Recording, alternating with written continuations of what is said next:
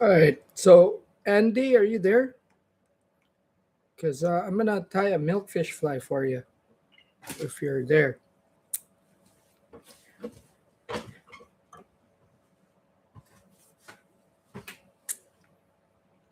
Anyway, since this is going to be just, what do you call this? Andy, one of our subscribers. I believe I've seen his name around for a while already. Oh, I'm going to zoom this in. All right. So that it's kind of easier to see. Okay. We will center this. There we go. Right. Maybe zoom in a little bit more. There we go. Alrighty.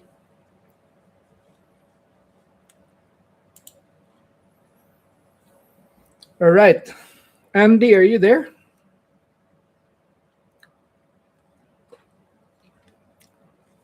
Kind of asked for this.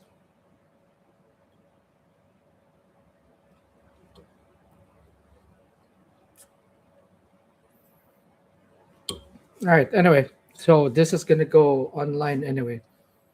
I'm gonna tie a milkfish fly, or the fly that I use for milkfish. Okay. Very first thing you do when you tie this is actually have like a tail. Okay, and a very good tail would be something stiff, and one of those materials that's perfect for this is actually a bucktail. But what I do is take from the back here, okay, from the back of the bucktail, and what happens, that kind of flares out.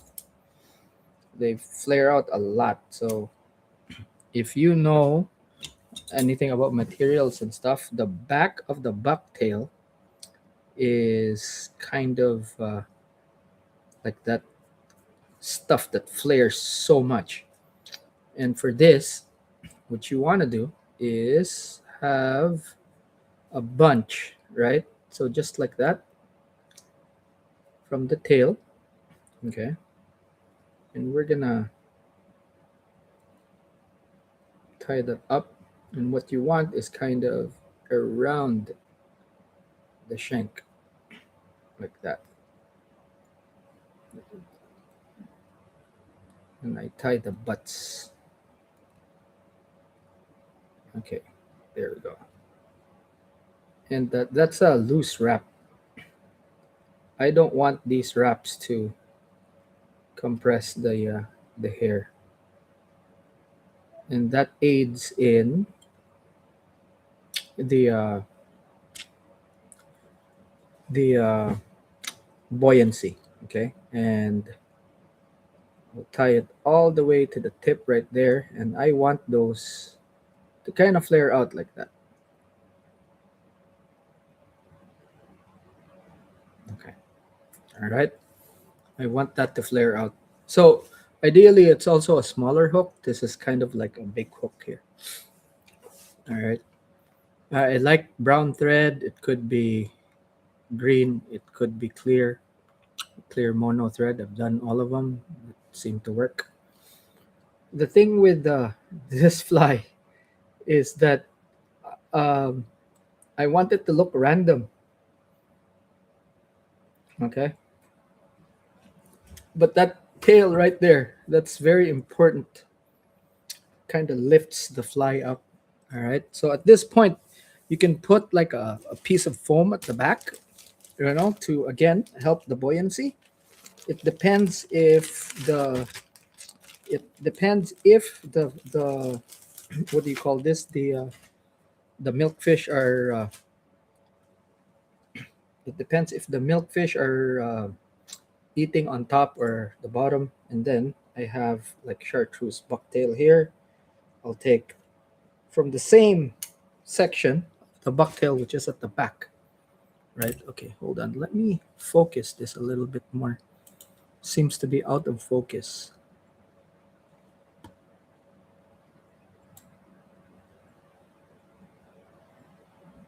There. Right. So for me, when I do this, it's super random, right? I mean, weed weed doesn't look uniform, right? So this one I'm gonna tie at the back, right here.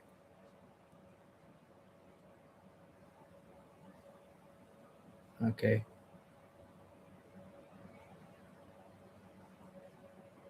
So you have white, you have green, chartreuse.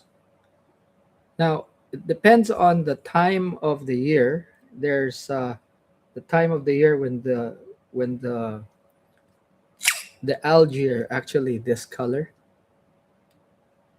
right? There's also times when it's not. So what I do is tie a fly that covers kind of all those times. Now we have this.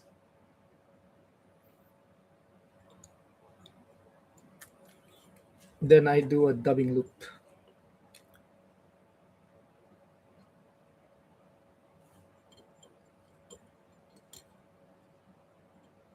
Okay.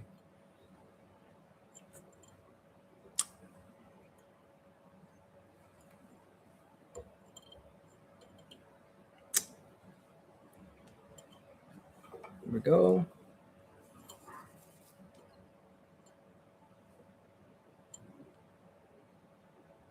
I know the spinner was here.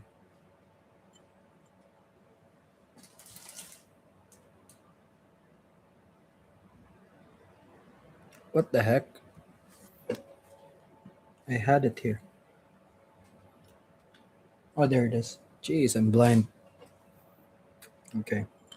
Sometimes I actually put a different set of line for the loops, but kind of lazy nowadays.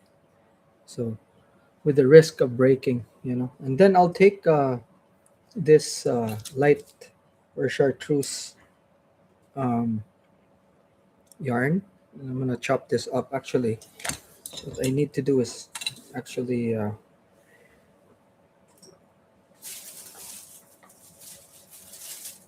three different types of green. So I'm gonna take a bit of each.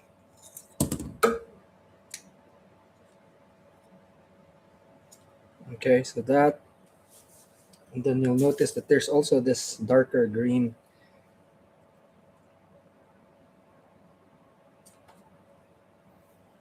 Okay, normally this is actually kind of a small fly tied on a size 6. It's just that for easier. Actually, I use this too. This size, even now, like for the fish here. So um, if you hook onto a fish with this hook, the chances of you landing them is actually quite higher than with a smaller hook. That's what I've noticed, at least. At least for me. For you, it could be a different thing. So. So once I have the length, I'm gonna set that aside so that I can put this there. So just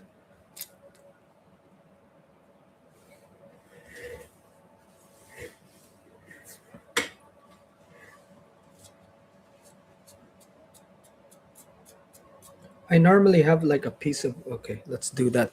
I normally have a piece of wood I use. I put the fiber and then see makes it faster, easier. There we go. So once I have that, I'm gonna turn it around, do the same. You could do this before everything else, but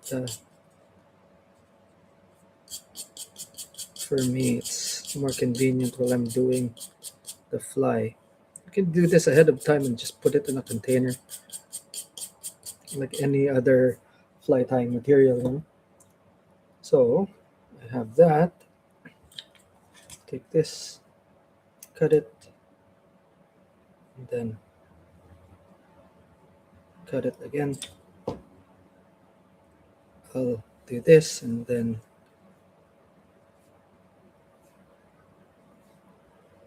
blend it just like that. Pull on it.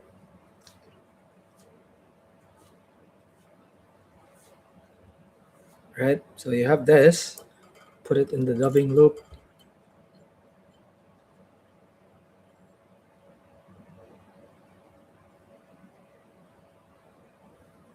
Spin.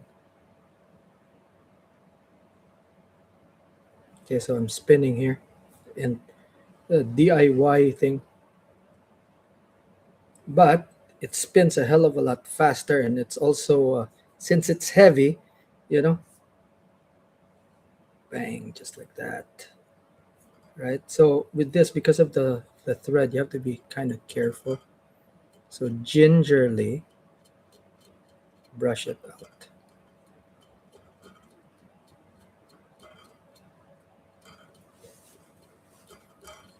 If it was like braid, I would be like,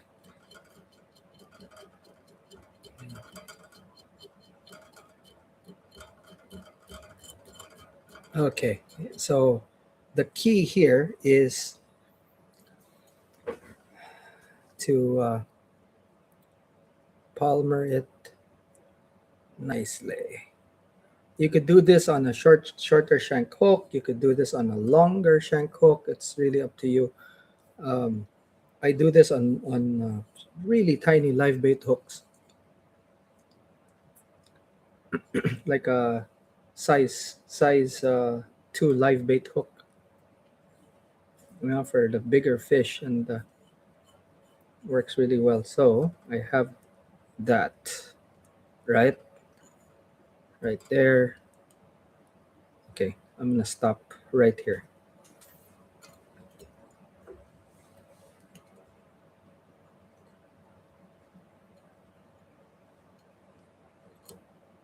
There, tie that off.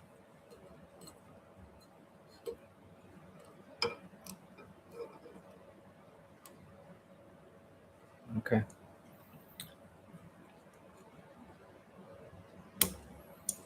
So you have like that section with this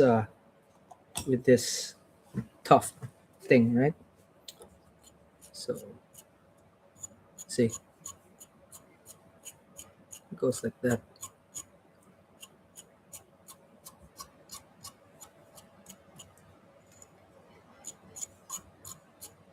Okay. Again, very random, right? So I'll take this, the next color, which is a tad darker than that. So another technique you could use is to just layer it on there. Okay. Again, since it is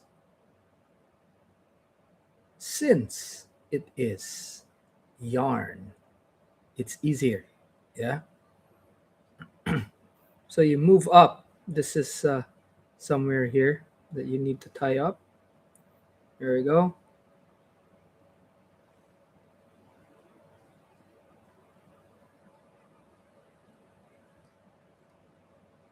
And put it there. Right.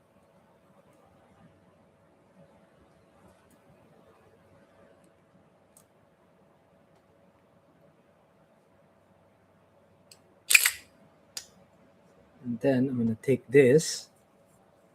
I'm going to put it in the blank part.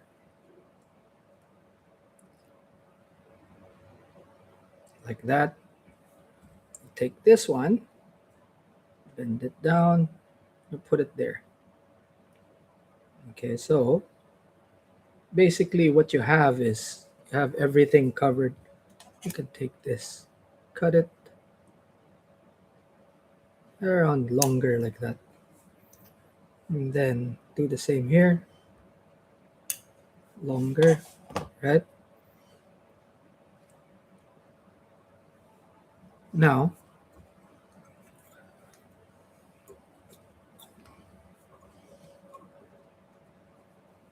go, take your brush, brush. So what happens is you have a darker green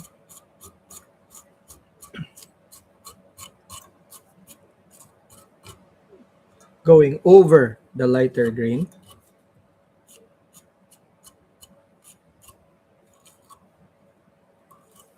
Yeah, right. There we go. So we will fix this up so that it covers that right there. Right. So now it's kind of covering. So it kind of looks like weed. Right now, this is a matter of debate. Okay, because some people don't like it, some people do, but in the area where we're fishing in, it became something that is essential. Okay, um, we put flash. So for some people, they don't like flash. For some, they like flash. For me, it's not me. It's just that we're keeping score, and guess what? A lot of fish that we catch are caught on flies with flash. So I've started putting them on. Okay, and how I do it is just, again, kind of random. Okay, so just around, okay, like that, and then fold it over. So there's a layer. Okay, there we go. See, just a layer of the flash, just like that. And then comes the darker green, and I cut this in four, like so, and then just tie it off here.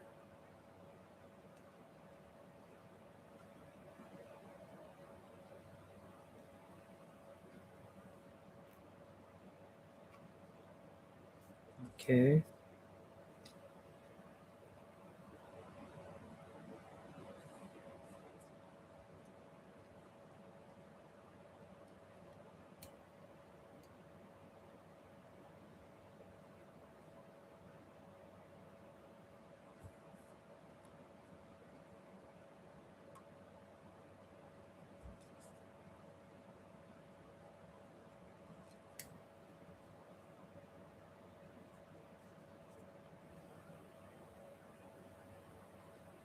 okay, that's weird.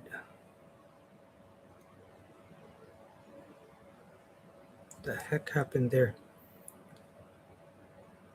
Kind of broken up or something. There we are. So this one, okay. So top right there.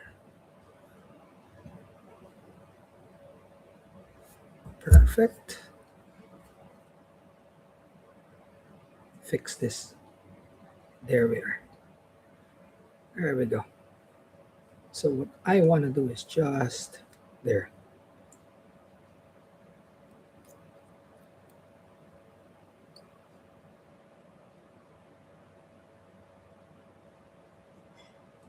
Here we go.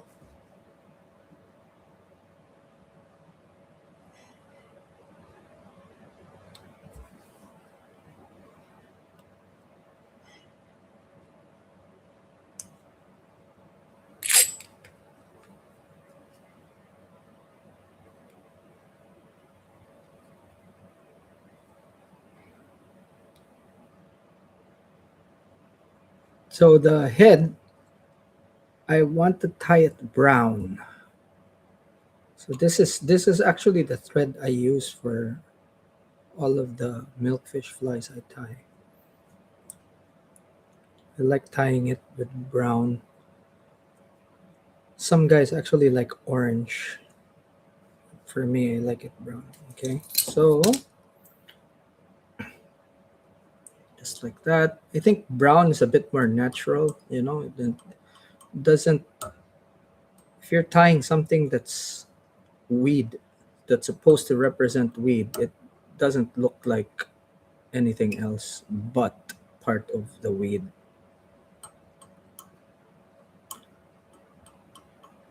Obviously, you can tie this in different shades.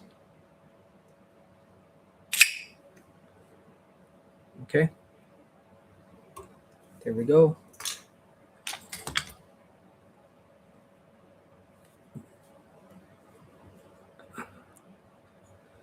I do that for the what do you call this? The wax. Okay, so after I separate the yarn, you can see that it looks like weed. Yeah, that's it. It looks like fucking weed. The most important thing here is actually the buoyancy. You know, depending on where you're fishing, buoyancy is very important, especially if you're dealing with very weak current, right? So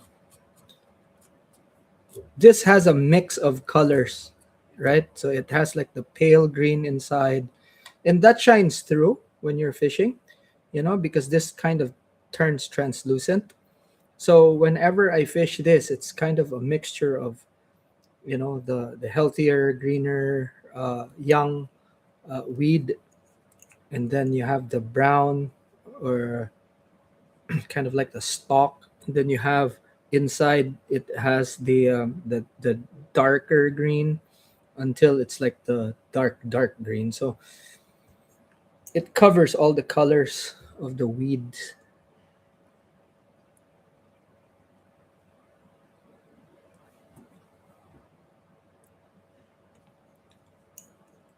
And that is it. You know, the bucktail, the main purpose of the bucktail is buoyancy or buoyancy control, if you know, if you call it that. So it helps lift the fly up because the hook is kind of heavy. Now, for this sort of thing, you put it on a smaller hook, it'll float, you know, and especially with the current, what happens is that the current will take it and then it just goes with it. And also, I try to avoid stainless steel when I'm fishing for milkfish. The glint of the steel actually scares them off, especially if you're fishing for the ones that are on the flats. If you're on a boat, they're like easier, but if they're in the flats, they're kind of like super heightened senses and all that. So just a little bit of a flash that shows that it's kind of not organic. Boom, that's it. I mean, this is the fly that I've been catching my fish on. We call it the algae.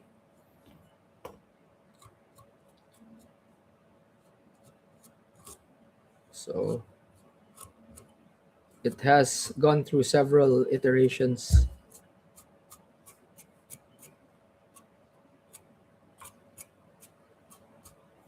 but yeah, man, you know, just kind of stack the colors. The bucktail is very important. I think that's something that I think is non-negotiable. Alrighty, so hopefully, Andy, you're seeing this. Alrighty. Okay, just another look at the fly.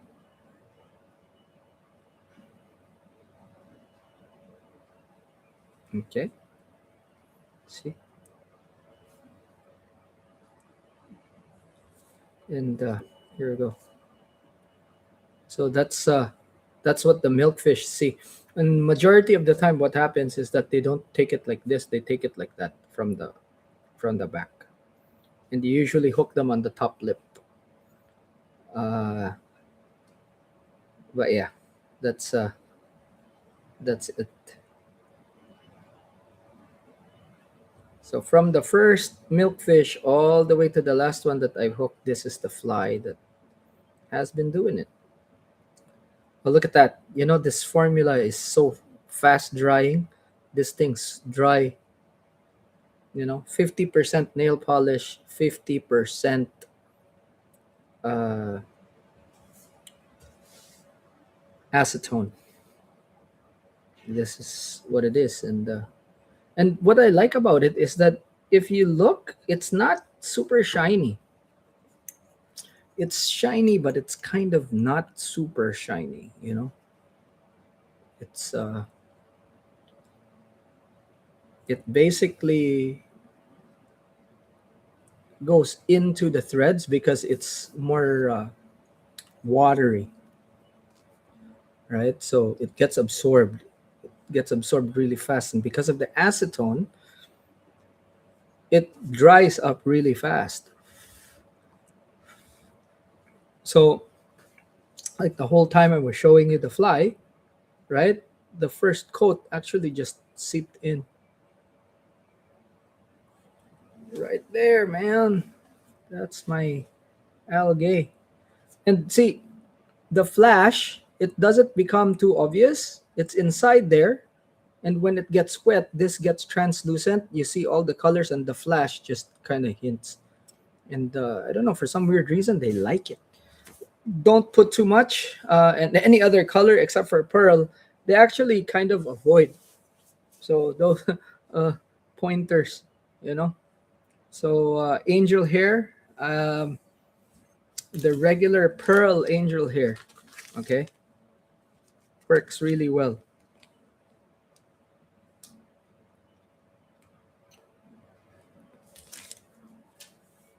So there you go. That thing's dry.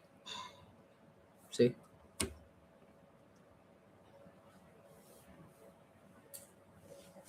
Righty. Anyway, let's tie a closer. A bigger one too. So I'm recycling hooks here.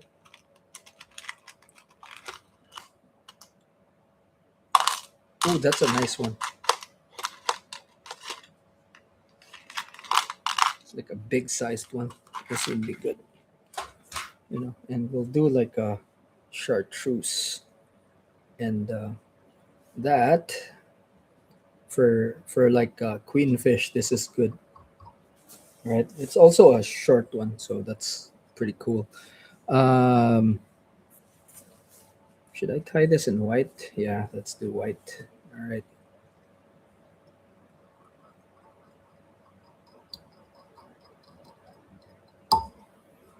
Actually, you know what? Let's tie something else. All right, for this one, I'm gonna tie like a different fly. Hmm.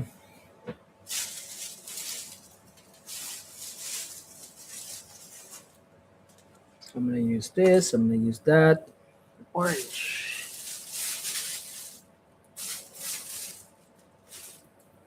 I'm gonna do like a hot spot.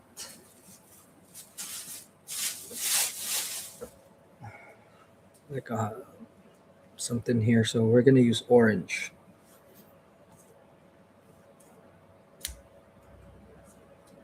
Kind of like gills or something.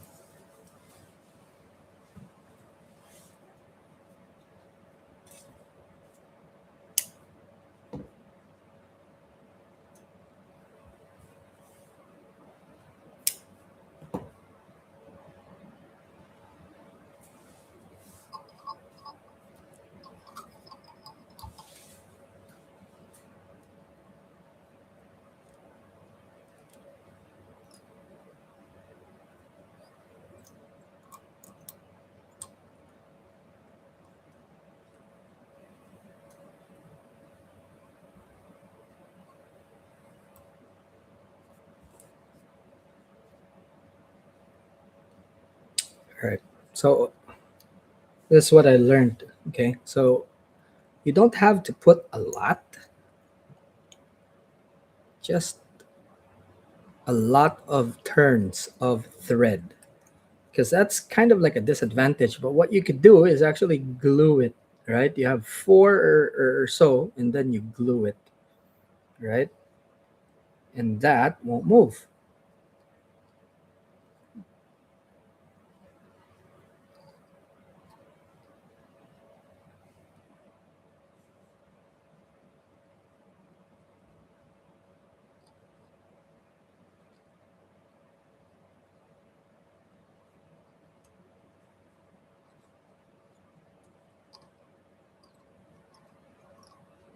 All right, there we go.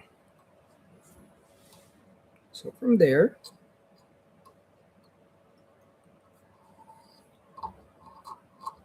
tie that off. And then I can brush that out to get the effect I want.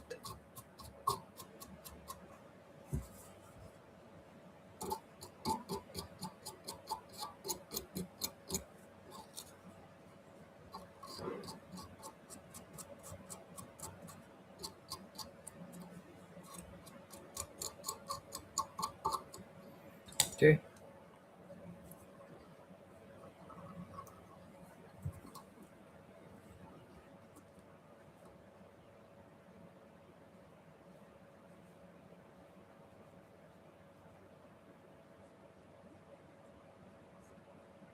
Right now, I'm gonna have to cut that because we want that as an accent.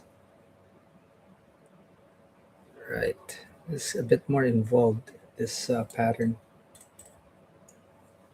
Right. So we cut that in line with the hook right there,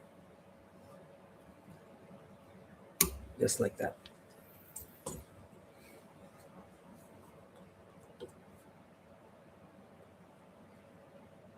Okay.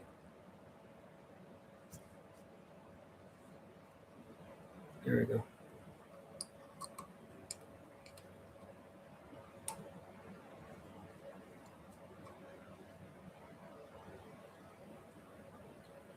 There. So what it is like gills.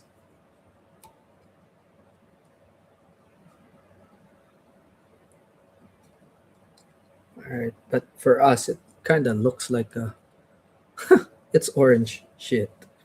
All right. So we take some material. Now this is gonna go like this, right? So um, this is, what color is this?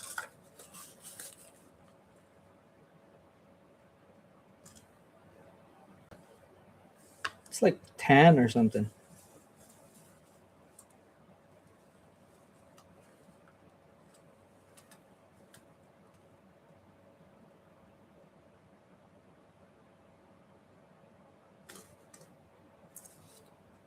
This is wool. So find the end.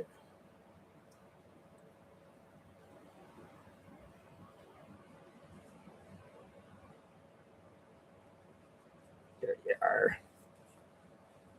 Yes, boy. Okay.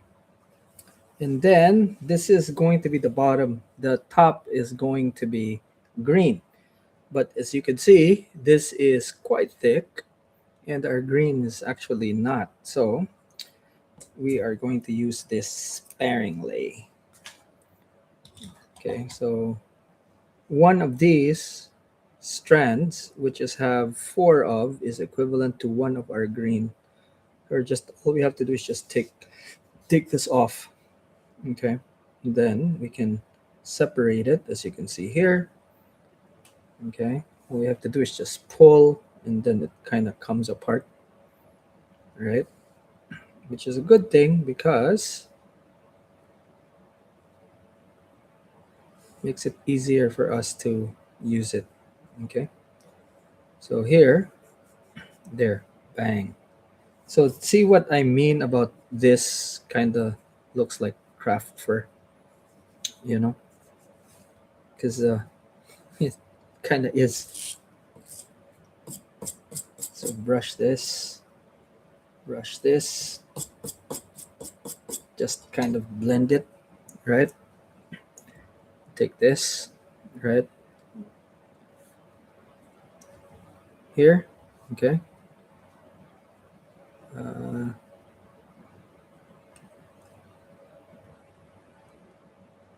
see that? Two, okay. Fold it, and as you can see, there, one,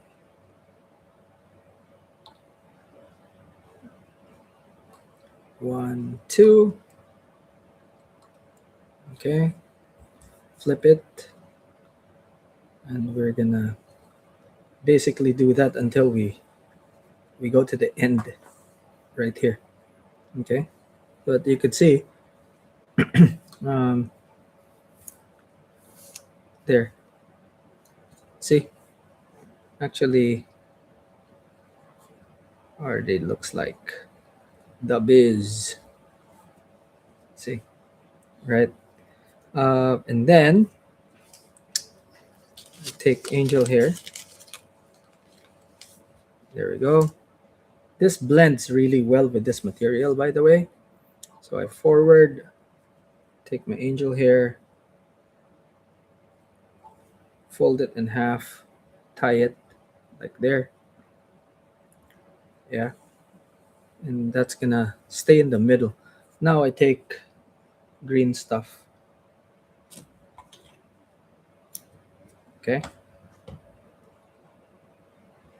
uh, we have that length, okay. So how about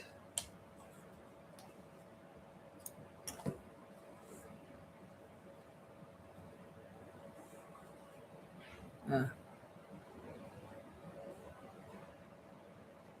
there we go, so that much,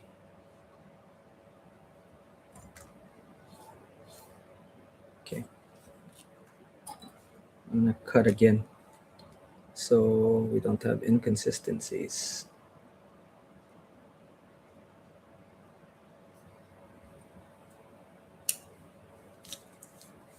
Okay, I'm not too fussed about the stuff I cut because it will be used later on. Okay, so one, two, and then again that.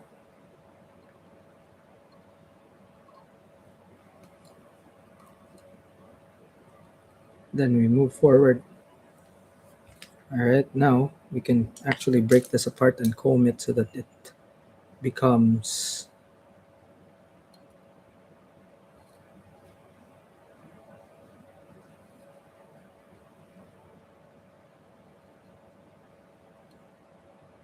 easier to manage that way.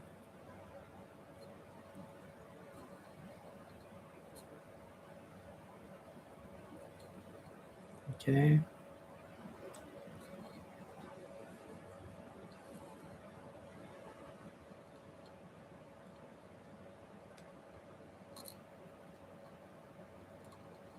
There we go.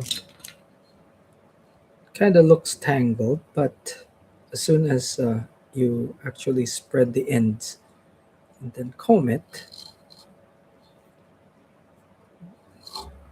becomes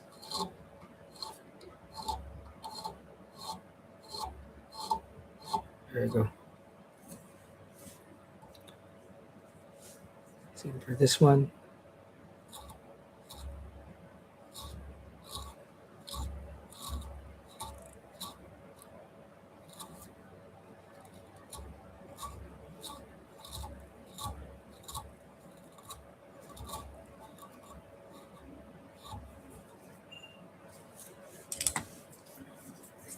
This fly kind of takes some time to build.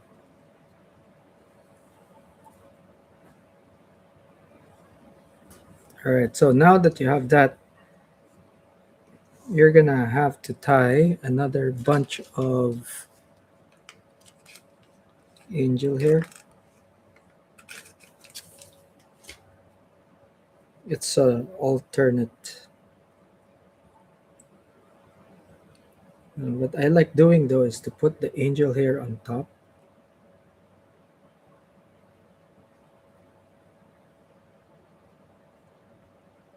like that.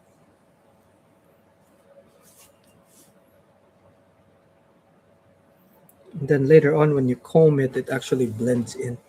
Now you need to take the white part, flip this over.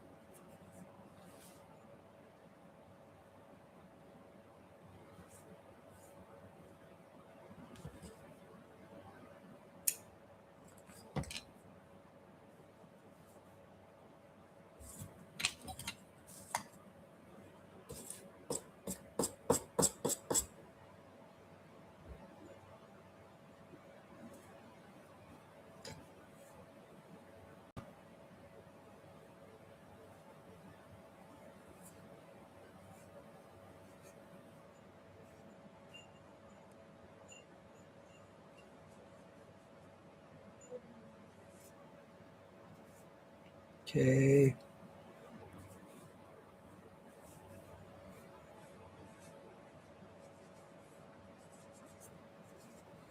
Takes a while to get used to this thing, but once you get used to it, it's actually very easy to use.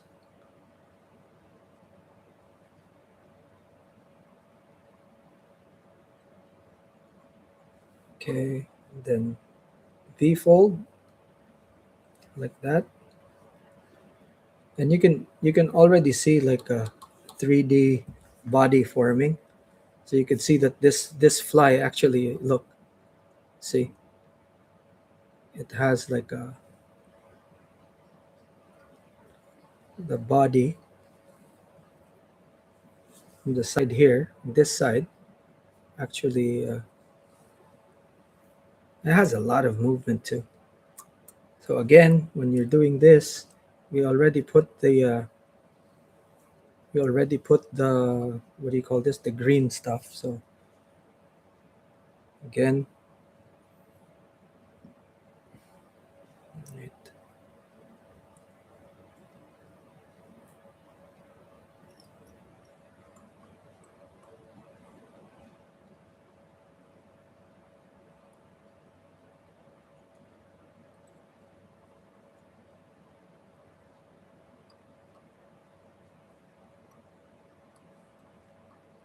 okay, we're gonna comb that back again.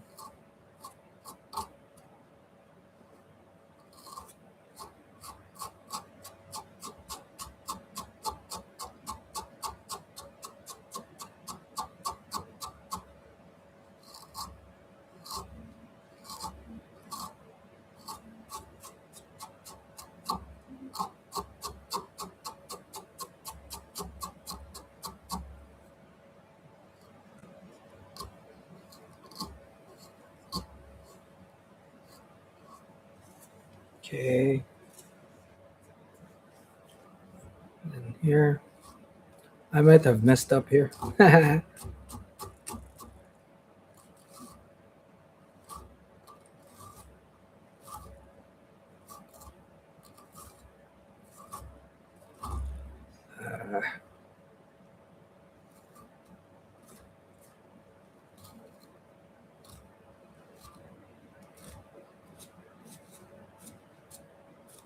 All right, there. Let's see, you can look this down like that. Okay, so now you can see that it's kind of blending. You have the brush.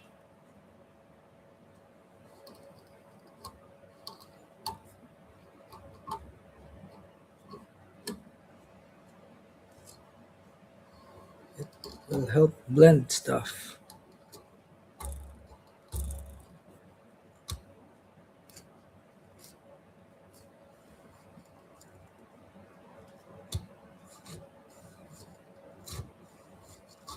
There we go.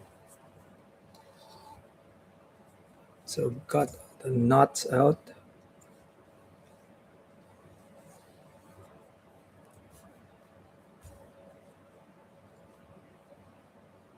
There we go.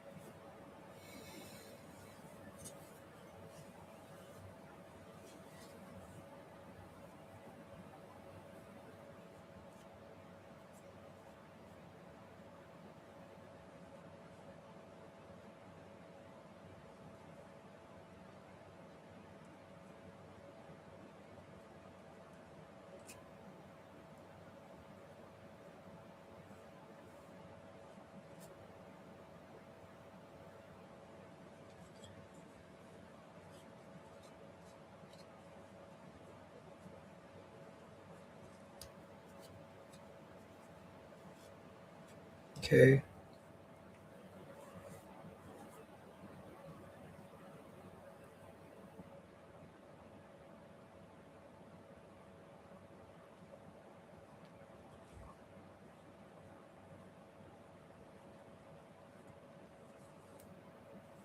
Very three-dimensional fly.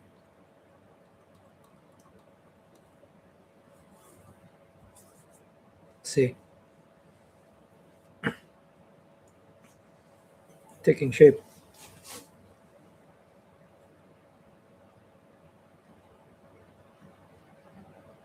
I don't know how to do that.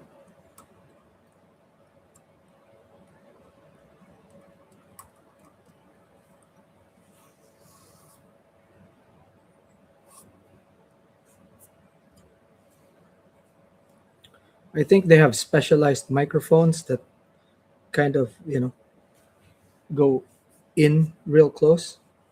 Uh, I don't have that kind of capability.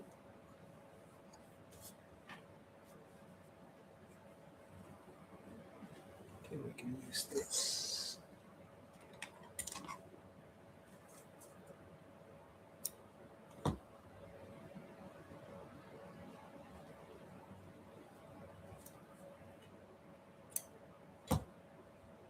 There's a lady on YouTube that does that really well, man. I think the channel's name is She Ties Flies.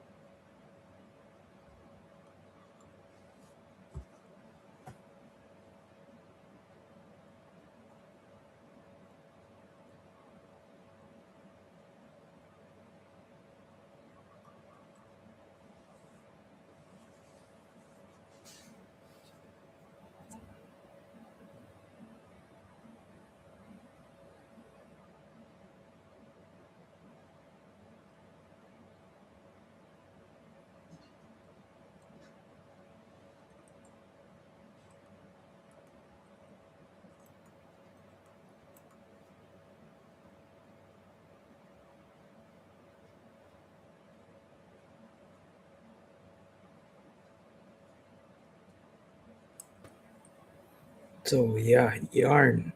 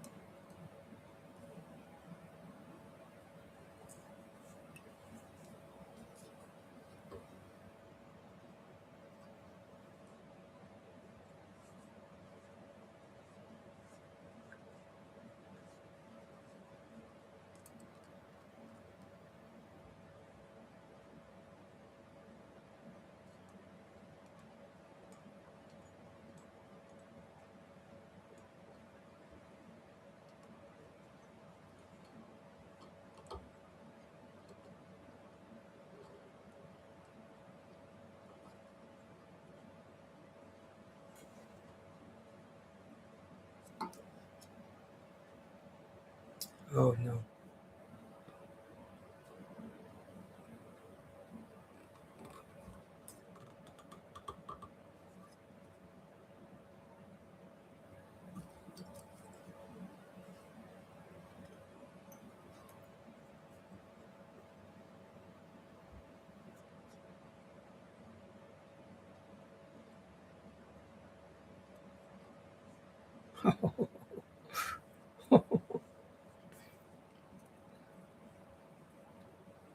Not simple. Not as simple as I thought it would be. Okay, so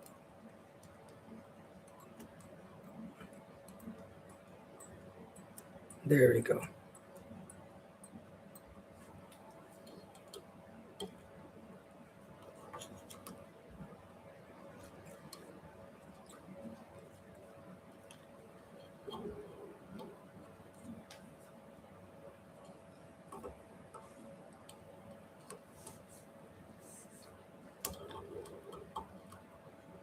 All right. This is a monstrosity, man. If you want, you can actually um, trim this, you know?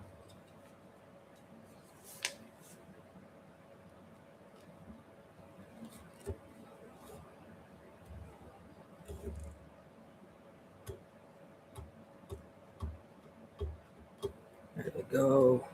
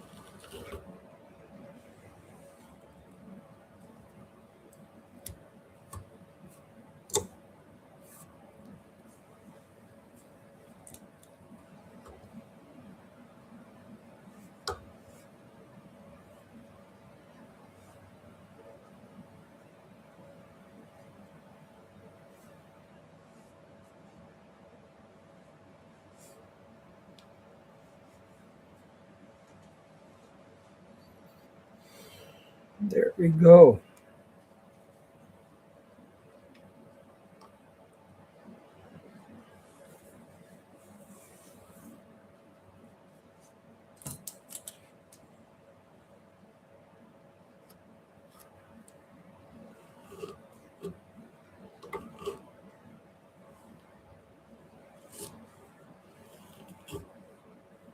So this one is kind of too thick, right? So what I will do is actually trim it a bit,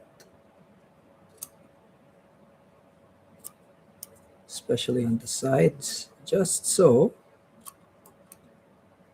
because what you want is for this to just be kind of like a shadow in there. So if you trim it,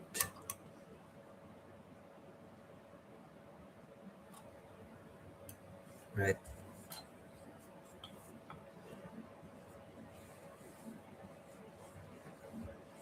you'll see that it kind of collapses.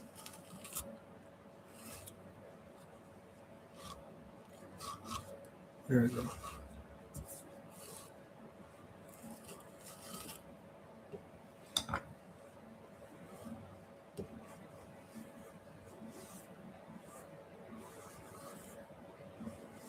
Very easy fly to cast, too, you know. So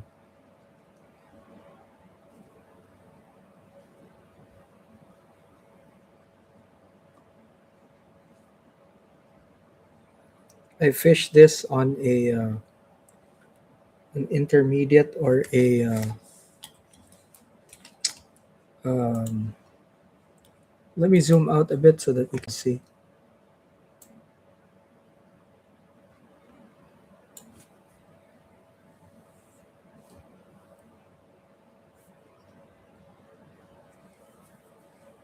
Right, so I fish this on an intermediate or a sinking line, and you get a lot of movement because of the material. Essentially, this is the same as almost the same as craft fur.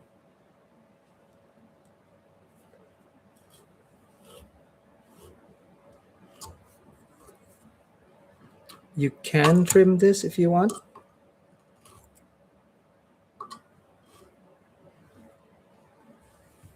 you know.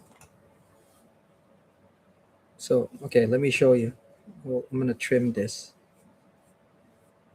So the way I do it is I spread it like this, right? Okay, and then I'm gonna trim.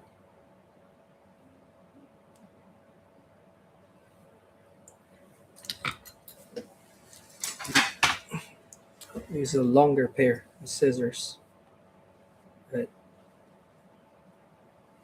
Okay.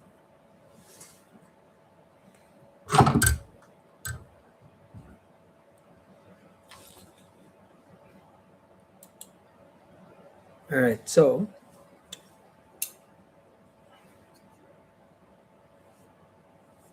spread it like that, and then I just trim like that. Teardrop shape. Okay. I don't normally trim this side, but you know, just in case you want, again, just like that. Teardrop shape. Okay. And then here, this side. again.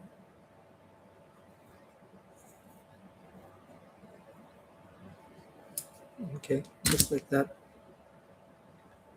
And then when you put it in like that, it'll give you a good teardrop shape. Okay, you can trim it even more if you want, you know. Um,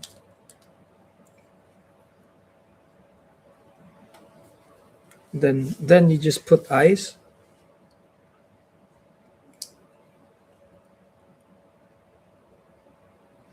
I like this because it's like the profile's kind of big, but it's really not easy to cast.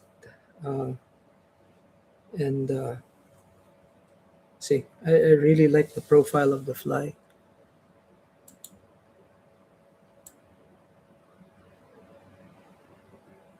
Right, so after trimming, it kind of looks like that. Okay.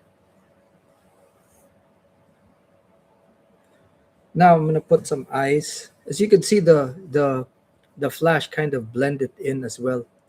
Let me turn this off so you can see. See the brightness. Backlight is off. Brightness. There we go. So as you can see, right, the flash has blended, and it blends well.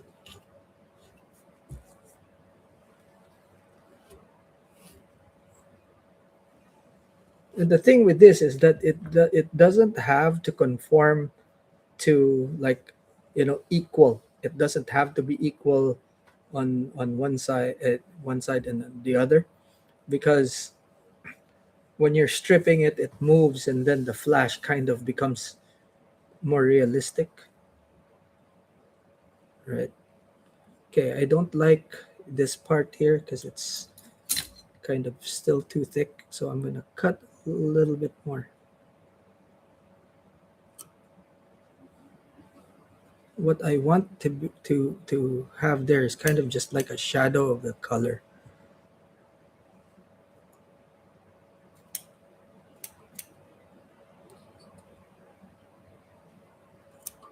There we go.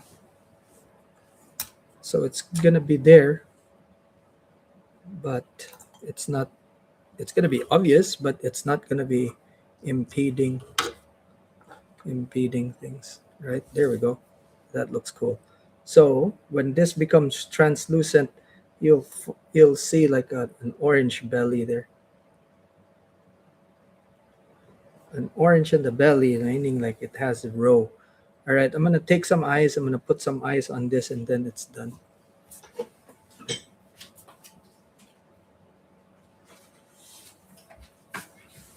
Forgot where the eyes are.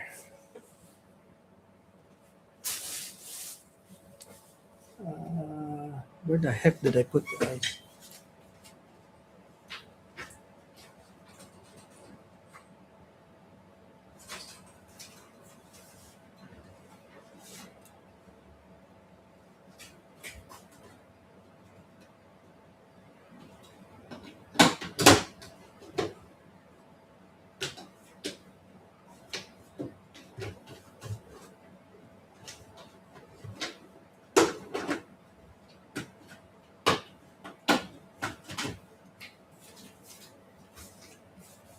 What the heck? Where the hell did I put the eyes?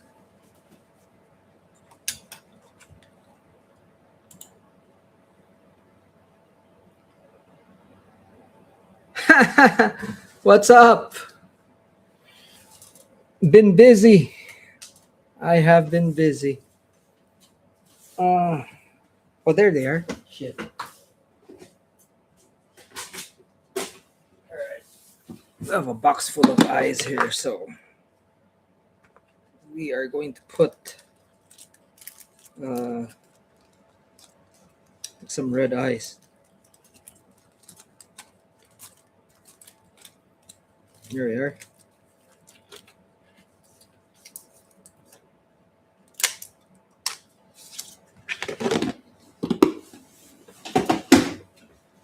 All right. Now I have like a glue for fabric glue. Okay, this is what I use for this, and it does not fail. Fabric glue. Who knew?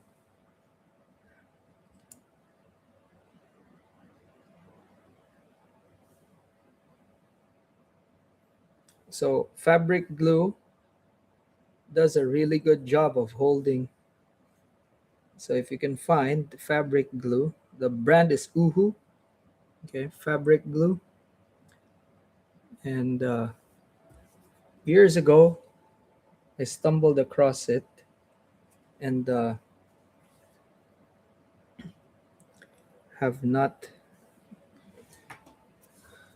uh, actually looked back since. But since you're dealing with synthetics, and this is kind of in the, what do you call this? The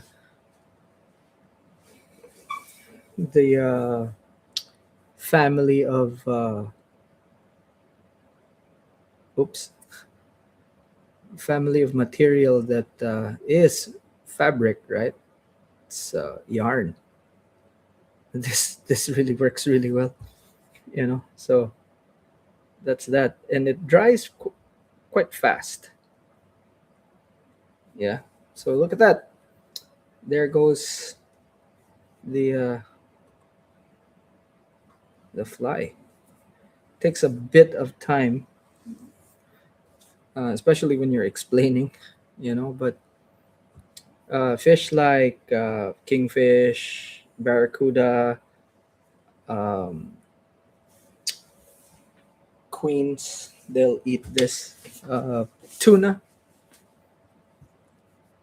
bonita, stuff like that.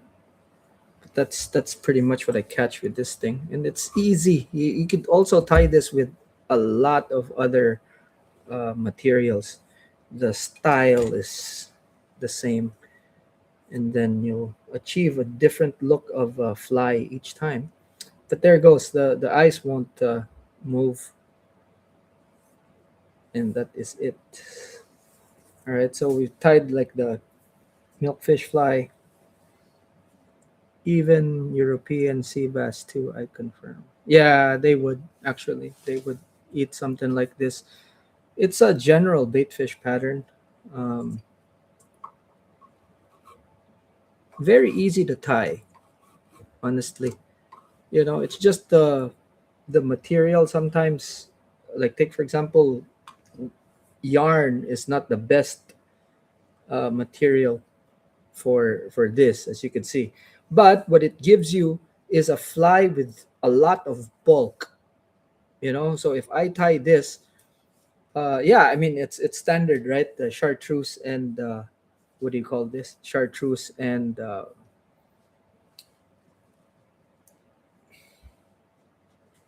chartreuse and white, and then the belly, of course, you have your flat, what do you call this? You have your uh, what do we call that? Hotspot. So always a thing.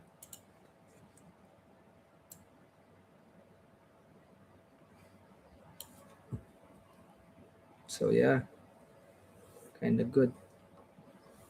Alrighty, that's it. And whoa, this is a very easy fly to cast because um, it's not it easily wicks water. So as soon as you lift their line, this doesn't get waterlogged as much. So you can reposition this uh, quite easily. And by the way, this type of material. Okay, let me show you something. Do I have a tube? Okay, let me get a piece of tube. Okay, because I'll show you. This is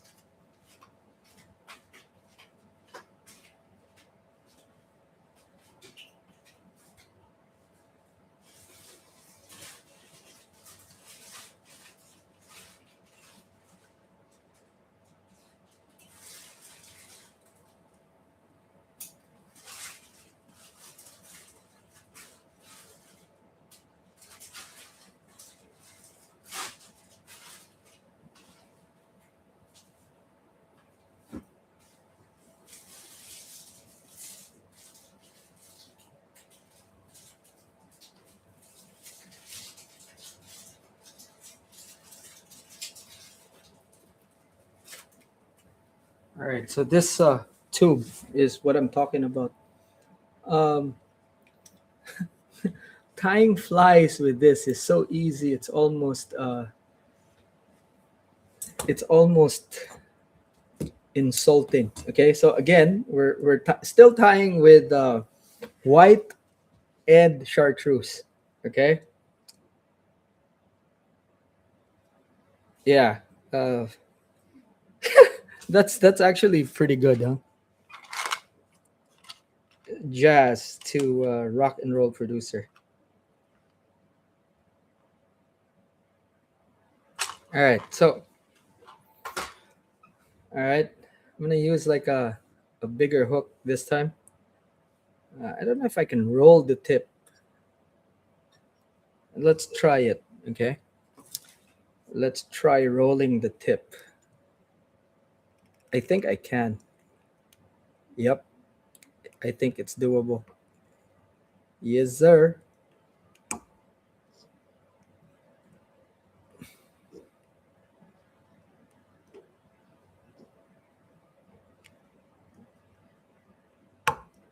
Yep, there we go. Tip is rolled. See, I like the tip pointing towards the eye. So rolling the tip like this. Yep, there you go.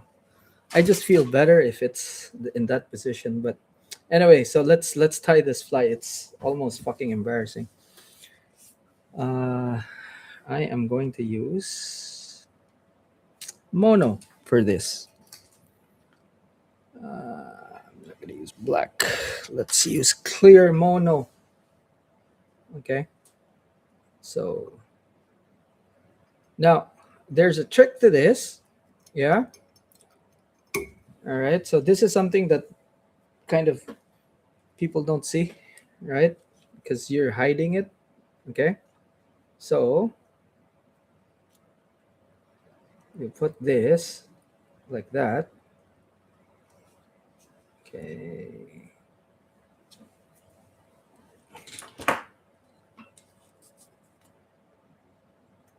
There.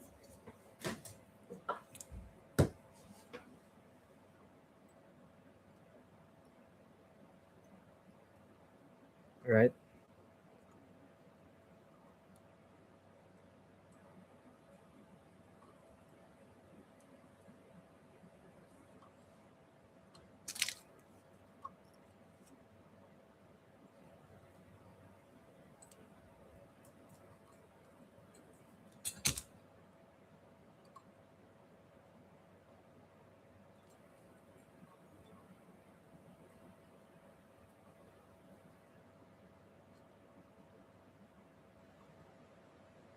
Right. Now people won't even see this thing.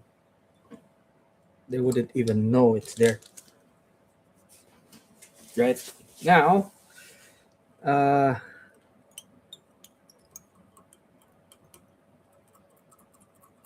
tie this shit in.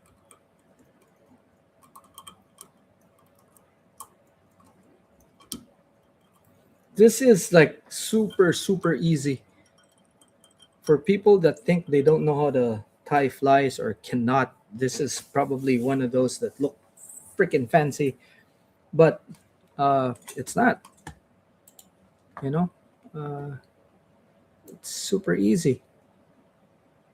There we go. So now, right? You take this. Oh, first, um, you tie a tail. Okay, tail again. Let's use yarn because it's easy. Okay, take a bunch.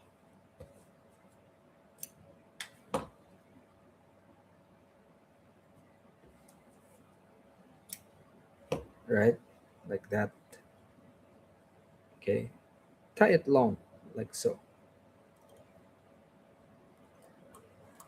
like that.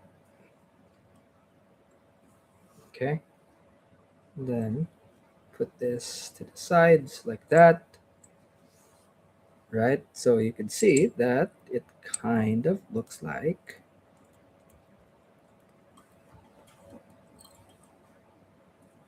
See?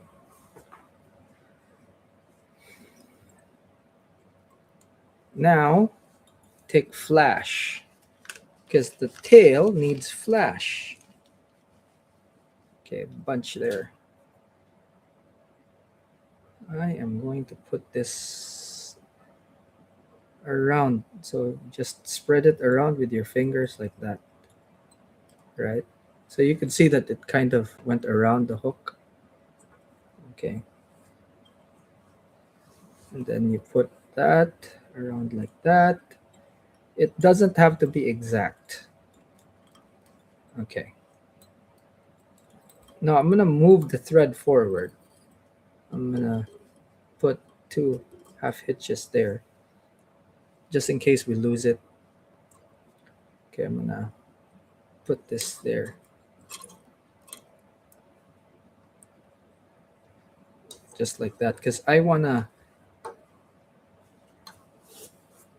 to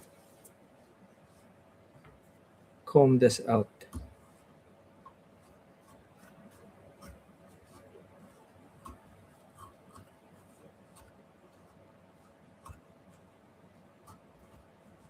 And I guarantee you that this would actually look really decent after everything. It's surprising how easy it is.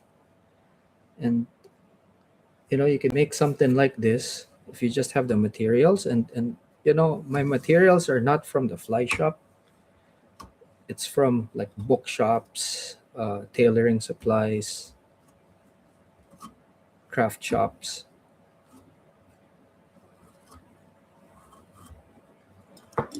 um, like everywhere, you know the grocery.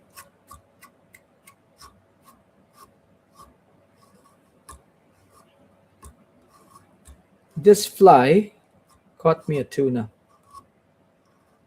If you go on Instagram, there's a picture of me and the long-tailed tuna from a while back.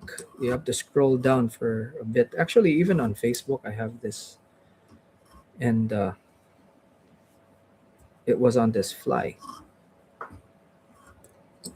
So as you can see there, the flash has blended together with the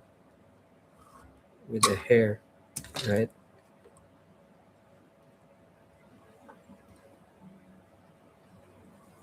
That looks nice. Okay, there's a little bit on the bottom here. So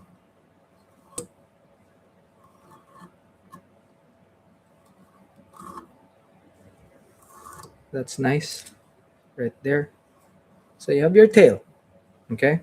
Now you take the tube.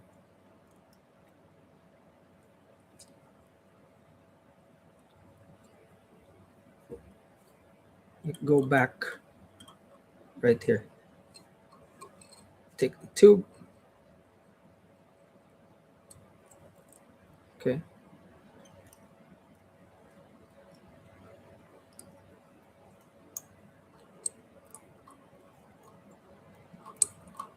And then tie it off.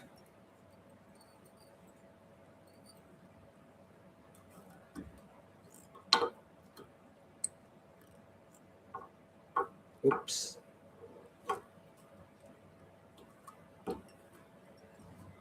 Not supposed to happen. Cut that off. Okay, what happened here? Oh, okay. Right. So from there, what you need to do is apply cement on the wrap. That way it won't unravel and you end up with a strong fly. Okay. Also, if you could see here, that's not centered. So you take what is centered, right? And then just pass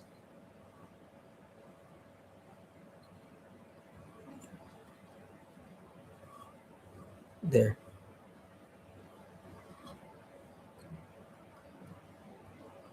There we go. So that's centered. That way, there. See? That way it hangs better. Okay, so now that it's that, take this and then fold it until you get to that point, and then you tie this off here. Okay.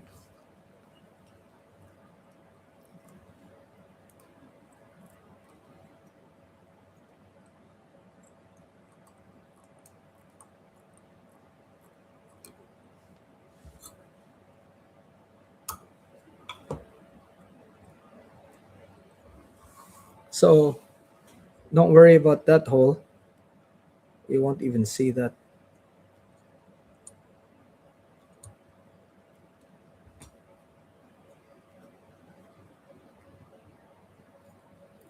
Okay. Take that. Okay. So you have all this and then you cut it.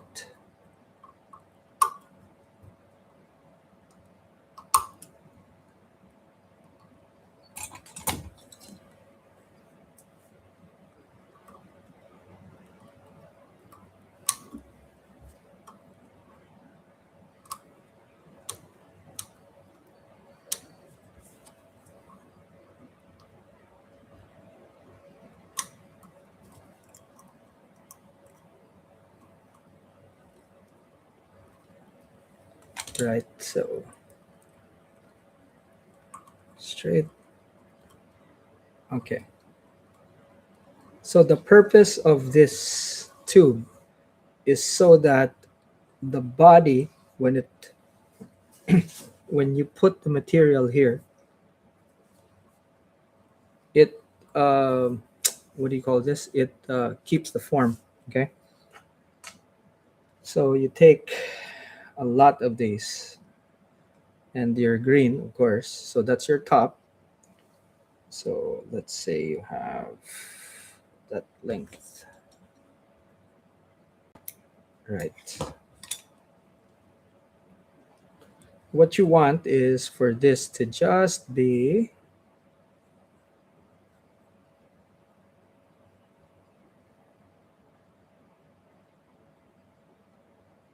around that length right there.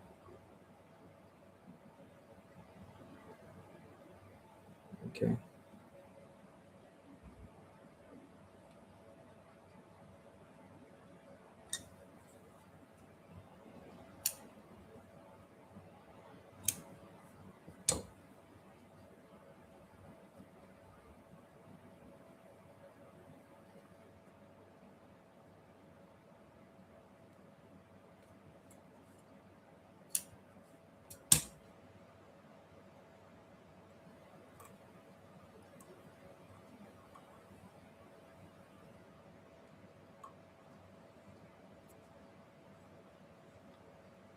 Okay.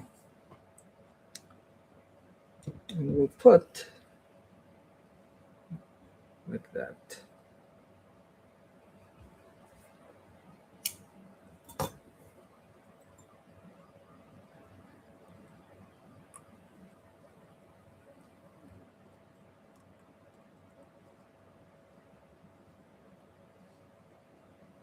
Okay.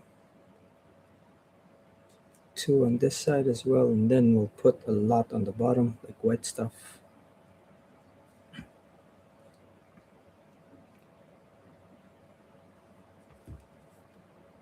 I'll probably put more on top.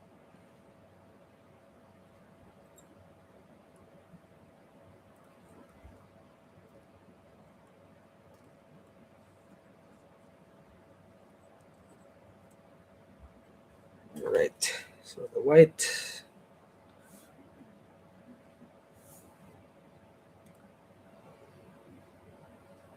So again, something different, you know. It's probably gonna look almost the same, but not really from the last one.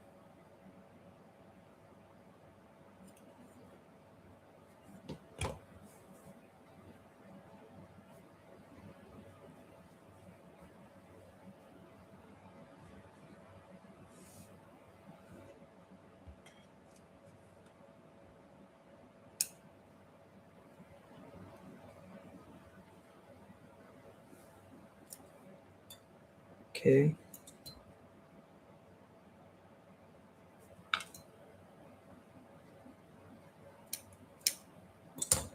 Right.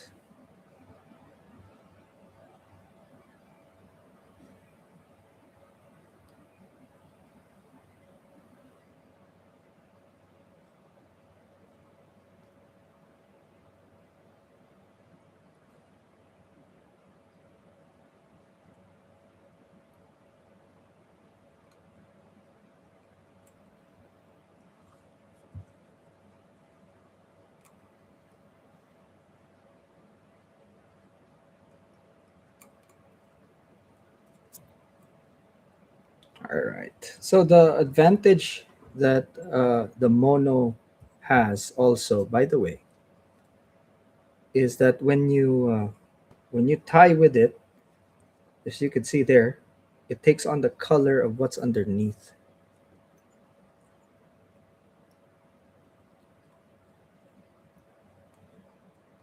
So so far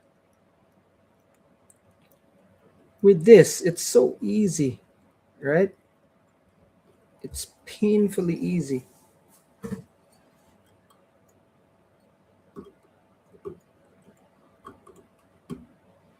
And I'm gonna show you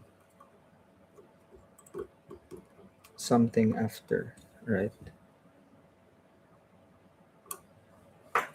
Right. So from here, we could just comb it. Um,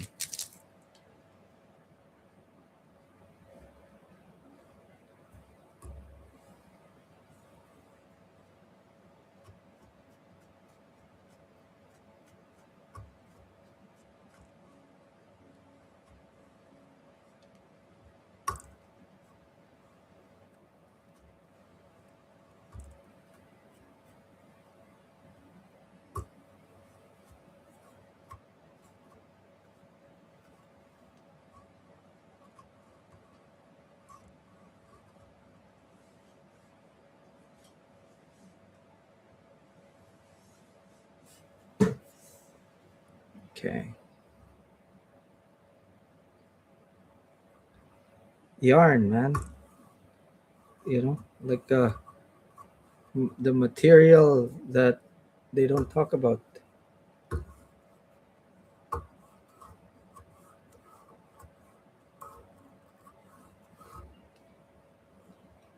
But as you can see here, it pretty good. Acts like craft fur. Colors are beautiful,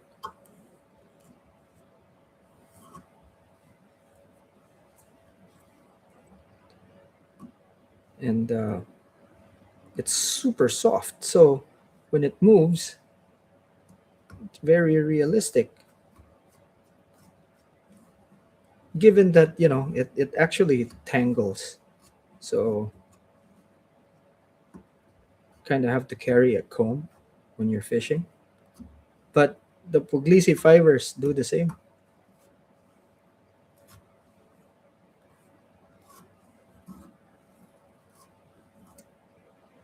Yep.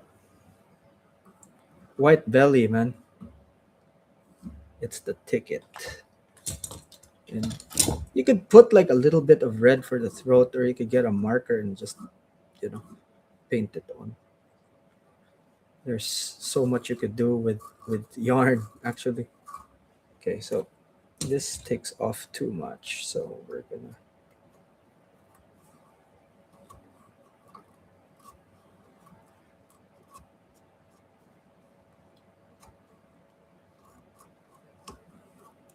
I know some people that actually comb out their their yarn before they tie, so it's all like fibers and stuff. You wouldn't even know it's yarn, man.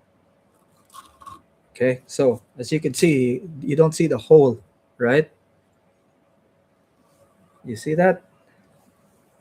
You see how things flow? Don't tell me that's not nice, man. Look at that.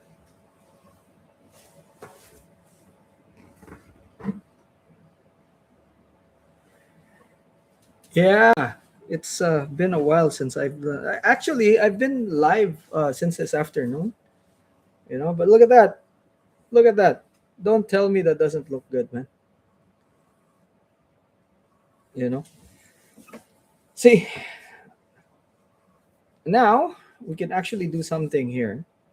See how it blends the length and the tail. You don't really see how it kind of just blends in.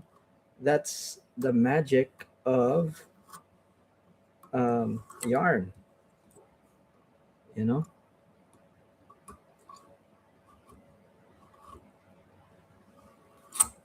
See that? That looks freaking extra, doesn't it? All right, so I'm gonna finish this. I'm gonna make it look nice. Okay, but before that, let's clean up the eye. All right, so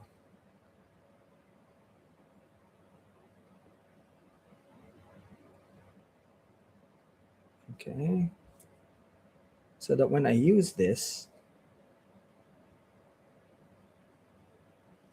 easy for me to just tie on the leader. Otherwise, it's gonna be very difficult. All right, so uh, not quite there yet. So what we're gonna do is we're gonna make a nice head. Okay.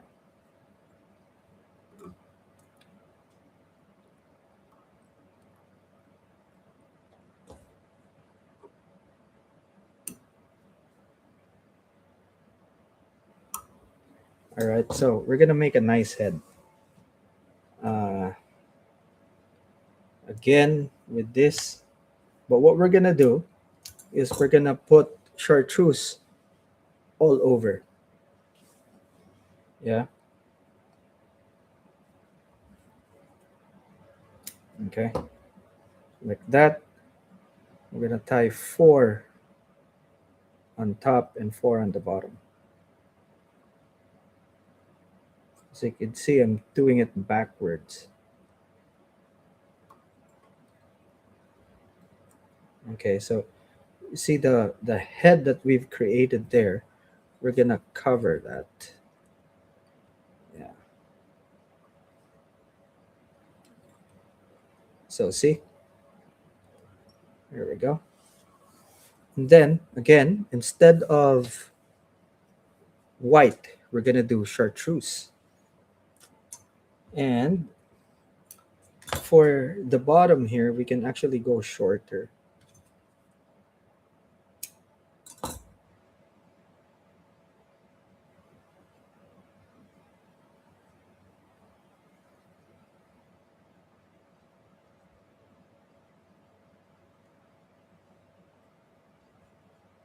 Like that's nice. Okay, so just so the tops are shorter, longer. The bottom is shorter. Again, it's very easy to make the proportion. It's like four on top, four on the bottom. That's it. Okay, there you go. Just like that. Okay.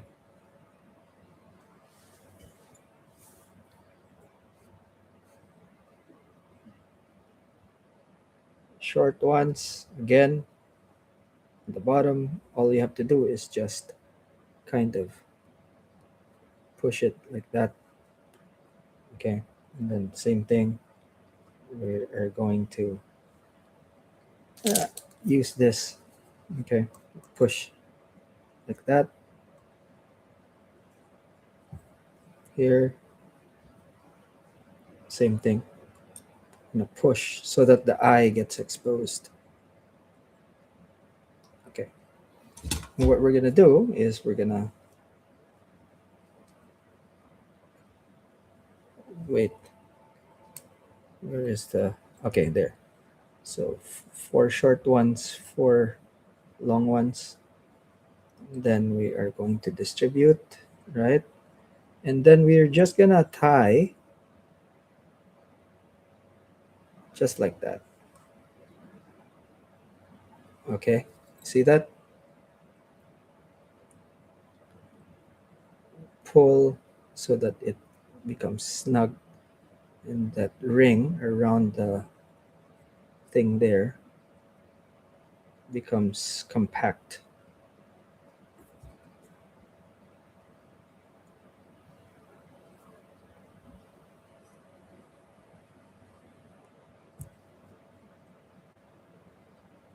Yes, that looks better.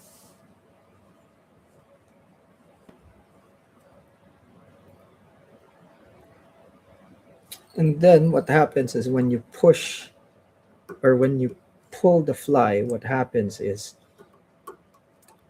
actually pushes a lot of water.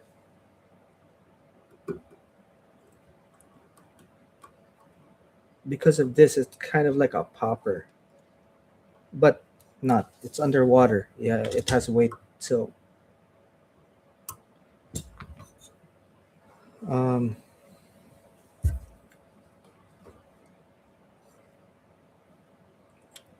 it basically what it does is it will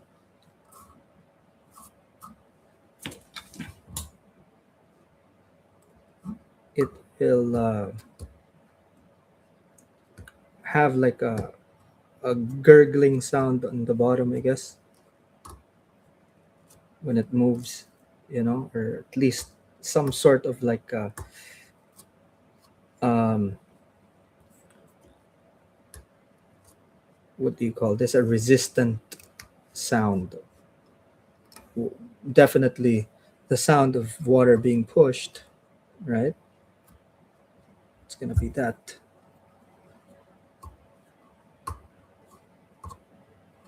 So again, you'll have other flies that are tied like this, probably slightly different or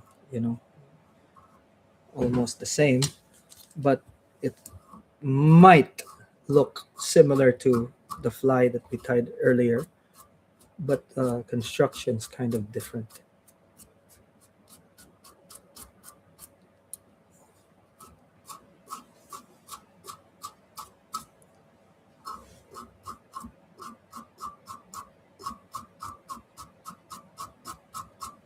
And the translucency of this when we're fishing it, it's gonna be like really nice.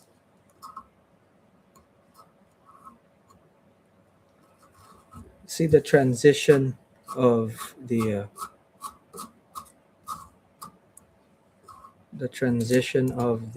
fibers from when it is. See, look at that. You don't even see the hole, right? See,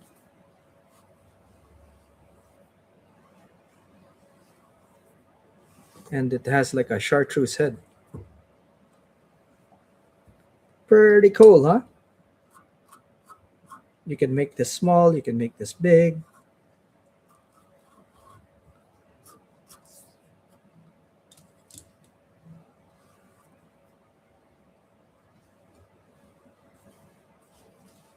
See,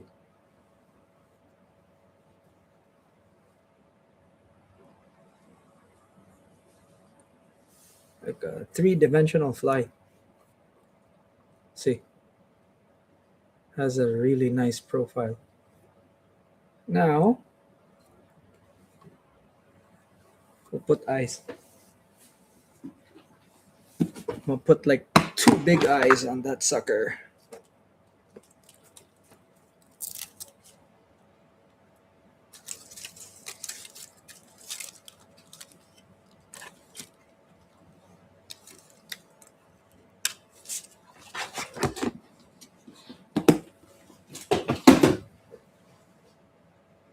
Right.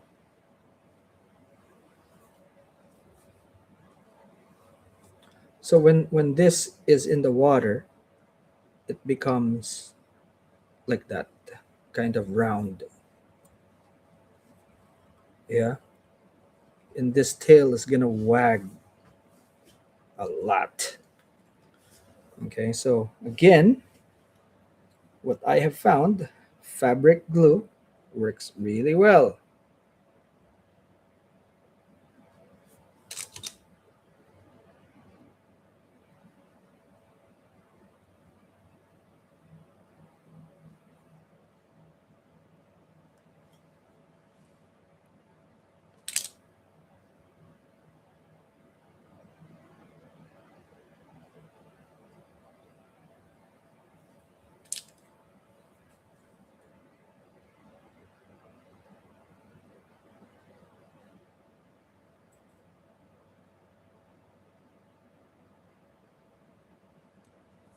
Like, dude,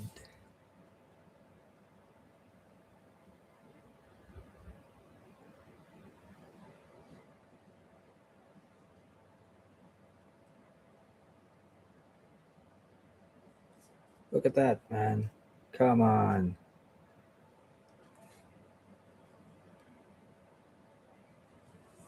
Look at that. Come on.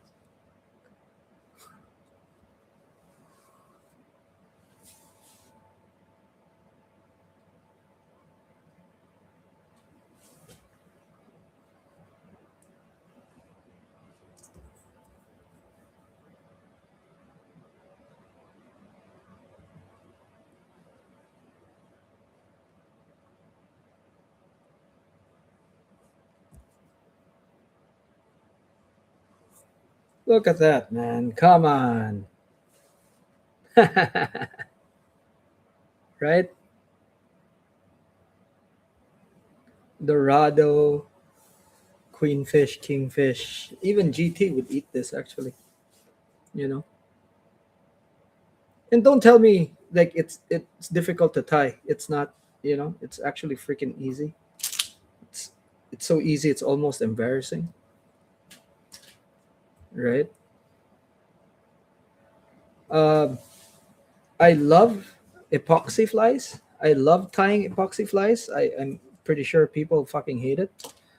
Because a lot of people actually told me they fucking hate it.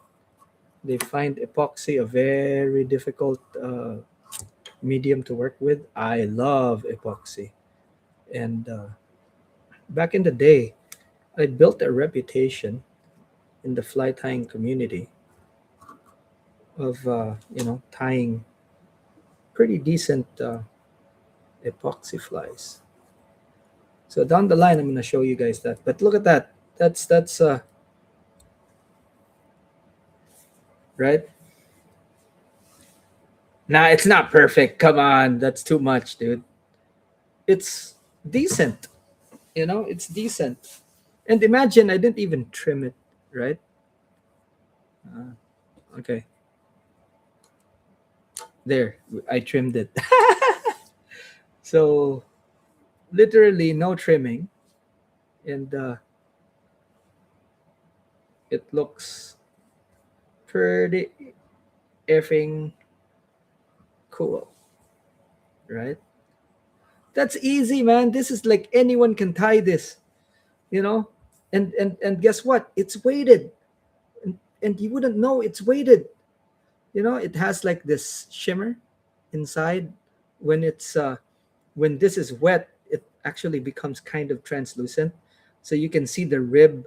You can see like the shine of the rib right there. And then you know look.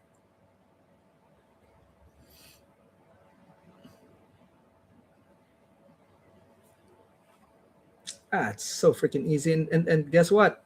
The proportioning, you know that however much is here is there, here, there, because it's yarn. You just put, what do you call this? Is it for sale? No. I'm just messing around. Back in the day, I used to sell flies. I don't know if we're going back to that. Uh, but I'm just tying for myself. I just recently gave away some flies to. I don't know if you guys remember, but we had like an interview.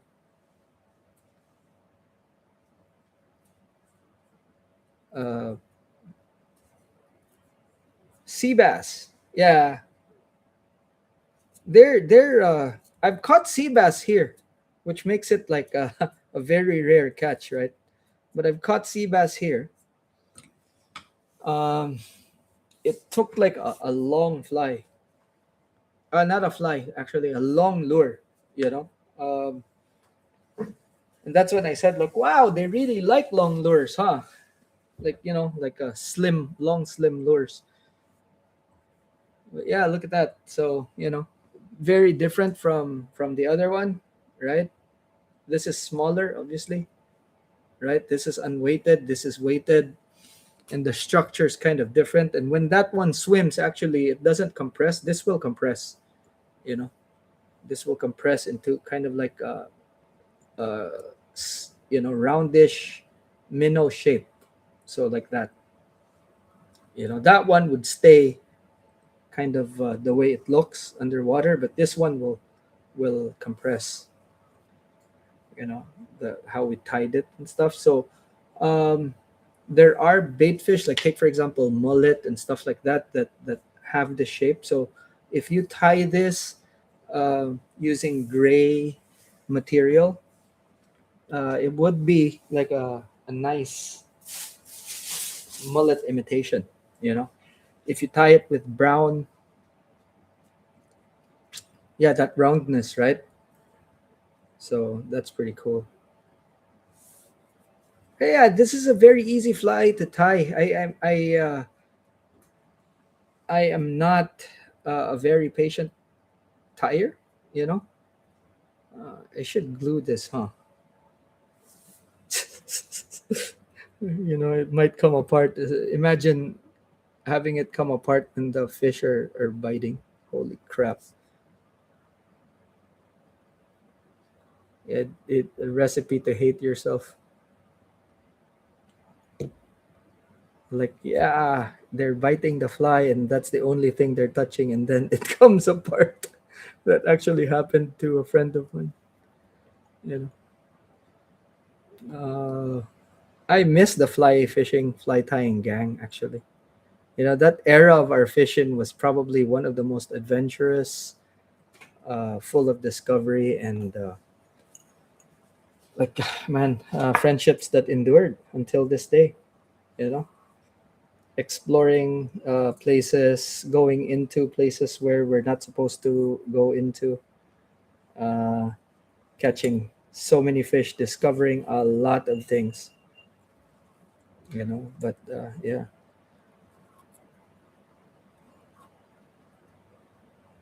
I, I'm trying to get this e-trader license. If I get that, then maybe I'll put some of these in Amazon for people to get their hands on. You know,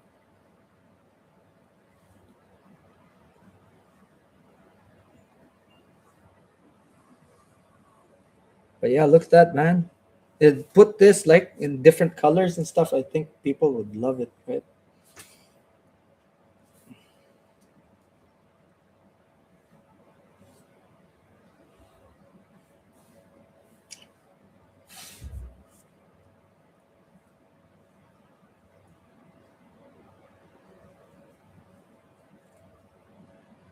Yeah, yeah, yeah. Different colors. Like the brownish ones would work really well. I've tried them. I've actually caught kingfish and barramundi. Uh, pink, pink does so well. Pink does so well. But yeah, I mean stuff like this. So I mean that's what I'm working on. That's why I haven't been uploading videos, because but we're going live here, and just what do you call this? Messing around, hanging out, letting you guys know that I'm still alive. Right? So see, that's come on, man. Look at that. And it's that big. Okay? So, you know, about a finger length. So there. About 3.5, 4 inches, I would say. Right? Fucking good bait fish fly, man.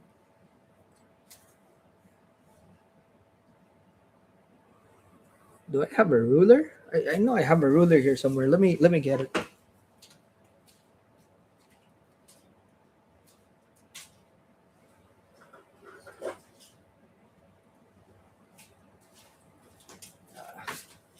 Caliper.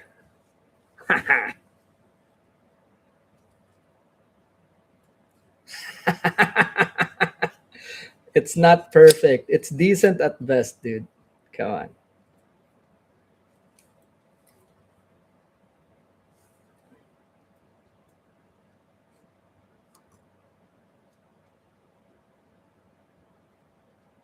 from the hook eye, it's I'd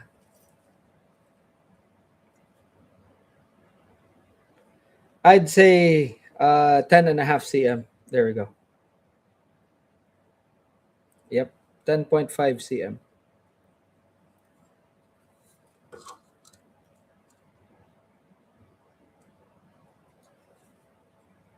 If I exclude the eye and just the fly, it's 10 cm. So yeah, that should be it. About 10, I would say. Right? Yeah, man. But yeah, come on, it's easy to tie. That's what do you call this? It's kind of time consuming, but it's easy to tie. I would say. Color's nice, huh? Chartreuse and all. Let me turn this off. There we go. Let me adjust the lighting so that you guys can see. Whoa, almost dropped my pair. Good pair of scissors. You would be surprised how hard it is to find like a good pair of scissors, man. Wait, what happened here?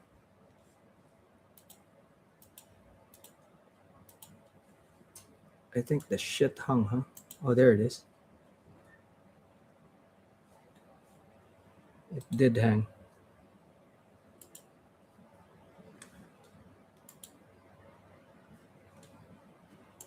Camera soft.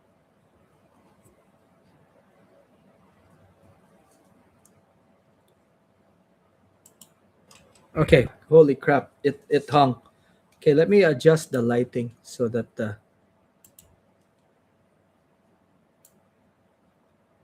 there we go.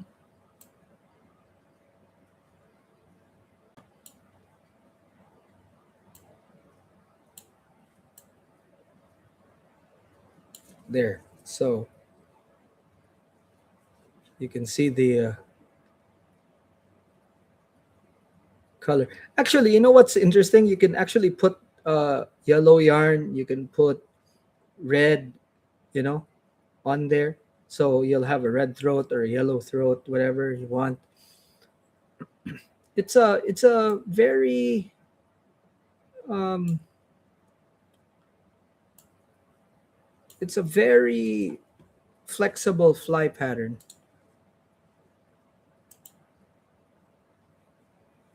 Yeah. Anyway, that is that. All right, boys. I am going to get some rest. I have to take the wife to work later.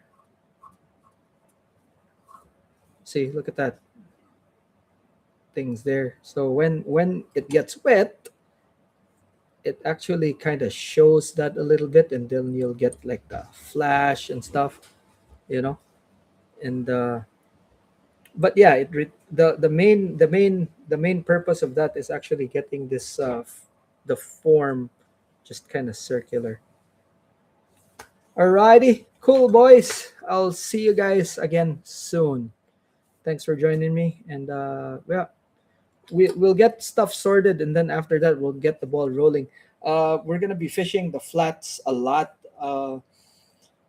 launching the kayak and the skiff finally after a really long time, and then it's gonna be like discovering the flats and kind of trying to see exactly what's on there, because as far as we're concerned, the flats, no one has actually fished it extensively, or even kind of um hold on, what is this? Focus auto. Okay, so the flats here, no one has really studied it. No one has actually went in there and has gone in there and actually done the bit, looking for the fish and all of that. uh yeah, like literally no one has done the work. So um what we will oh my god, I'm dark, man. I have been fishing, uh what do you call this, as you can, if you guys can tell by my complexion. Chasing after milkies. My favorite fish. My favorite fish, hands down. On a fly rod, very difficult to beat the challenge. And the privilege of being able to do it 43 times, catching them. Oh man,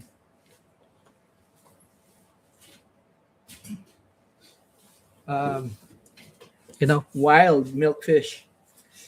It's a head trip, and I'm very lucky that I have I have a friend that humors me. It's just a personal thing, It's I an uncle of mine actually said, like, you should actually record that. You should document it and all that. I was like, man, it's just for me, It's just I always told myself that they're almost impossible, or people thought they were impossible, and they're not by any means easy. Now, doing someone's impossible 41 times over has to mean something, right? Like, to me, at least, I know that they hard times, but you know you'll get through it. So that's kind of like the mentality going into this whole milkfish thing. Um, so yeah, I'm just trying to get out there, get some challenge to myself done. I'm not competing with anyone, obviously. Just an honest to goodness personal challenge that I really want to do. I want to actually reach 100 milkies. But for now, I'll settle for the same number as my age, um, and we're seven shy. So yeah, when I reach 100, that'd be cool, man. I mean, that's like, ouch, fudge, that hurt. I just cut myself with my very sharp carving knife. I took it, it slid, right? Slid off the sheath, and then anyway. So a personal challenge for myself to reach first 50. Um, I was 36 when I last caught my. Oh, it's safe here, man. There's. Ouch. Okay, hold on. Let me arrange things here so that I don't look weird to you guys. All right. Uh, if you didn't notice, it's a new tripod. It's an old tripod, but there we go. All righty. And then we put this here so that you guys can. Holy crap, man! I'm dark as fuck. Filipinos would be able to get away by, and this is what the black people are saying. Filipinos, we're part black, apparently. I guess we're brown enough to be black. As you I can I can actually say that now with this complexion. Holy crap.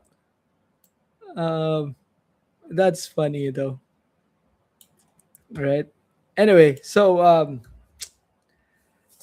uh I can literally get away with, apparently Filipinos are like Mexicans, right? They're supposed to be brown enough to actually say the N word. That's so funny. Uh, but apparently Indians can't, right? Oh man, that's funny. Anyway, so the plan, as I have mentioned in the video, is to get this e-trader license, and once I get it, I'd be able to get a license, or what they call an influencer license. from the media council. Okay, and what that enables me is to be able to offer products online and openly sell. And for stuff like flies and stuff that people are very interested in that only I can provide, right? Because there are some certain patterns that I kind of made myself, invented it and stuff. And also some patterns that my my what do you call this, fly tying mentor Earl Hamilton, and the bush pig is not available commercially anymore. Well, from Rainey's, but then I can tie like the bush pig exactly the way he tied it, because I'm one of the very few people. I think outside of his factory, I was the only one who knew how to tie it correctly. Anyway, so that I could have that on offer because it's such a good fly for it to disappear. Rainey's has it for sale, but they're kind of tying an abridged version, which we call the anorexic pig. you know Earl and I used to do that. It works well, but the bush pig, like the original recipe, which I have, right? um well, it's gone. So in his honor, I'd like to actually do that. uh the fly tying material, I'd like to actually start making the that type of fly tying material from what he had before. So that's something that, again, I'd really want to get into, and that's something that's supposed to be allowed in this license that I'm trying to get. Uh, but yeah, overall, I just don't want to be harassed and bothered by the authorities when I do my content, especially if we're doing something in the mangroves. I don't want to be disturbed by the patrols and shit like that. All right, but overall, just to be on the right side of the law, which I always want to be, especially here, because it's no matter how they say that you're part of the country now, after all the what's been happening with the trouble that's happening in the Gulf of Hormuz, and then the guys in charge saying that, oh, we're all Emirati, like, you know still, we want to be in the right side of the law. Anyway, so I just don't want to be bothered when I'm going there, especially if I'm taking, like, the sailboat, the skiff, the kayaks and all that. um, Definitely something I don't want to mess around with, the tangling with the authorities. Righty. Anyway, so yeah, that's that. I'm not gonna regularly upload up until I get all of that sorted. I just wanted to show you guys that, well, I'm alive, and but maybe we could just do lives, and then we could, like, tie flies or something like that. If you guys have questions, then I'll answer. Uh, but that's that. So no regular videos. I'm gonna be making videos in the background, just so we do something. um, I'm actually putting together a documentary on the milk fishing, you know. So I'm piecing something together and putting a story together and stuff. So that's gonna be soon. Alrighty. So yeah, that's it. I'll see you guys next time. Yeah, take it easy. Take care. Keep those lines tight, and uh, you guys can reach me in the comment section. You can ask questions, and still keep on answering, obviously. And I'm still actively banning people, like, stupid freaking comments and stuff. There was one guy recently. He said that, what was that? That's the most useless video, and I was like, motherfucker, you have like more than 50 comments there saying the thank you. It's very clear, and then he actually said that it's the most like, troll. So ban directly. So yeah. Alrighty. Anyway, guys, thanks so much. You take care, and I'll see you again soon. Yalla, bye.